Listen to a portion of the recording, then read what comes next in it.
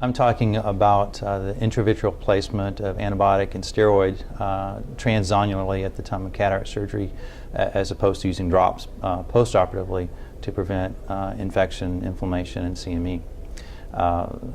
The drug is called Trimoxy. It's a mixture of triamcinolone and moxifloxacin in a ratio of 15 milligrams per 1 milligram per ml. I inject 0.2 cc's across the zonules after implantation of the lens and prior to removal of the viscoelastic to place this into the anterior vitreous. And by doing this, we've been able to avoid patients' need to use any drops postoperatively.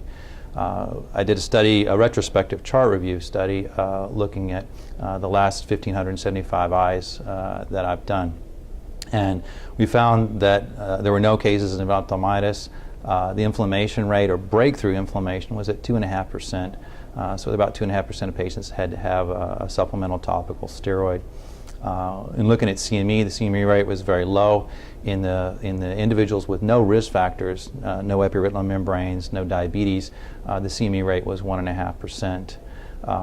In the epiretinal membrane group, we did show that the addition of a topical NSAID was beneficial. Their CME rate without the NSAID is fairly high at 8.5% and dropped to about 2.5% with the addition of an NSAID. So essentially at this point, all my patients go dropless after cataract surgery by using Trimoxy, with the exception of those patients who have pre-existing epiretinal membrane, which is about 6% of the population.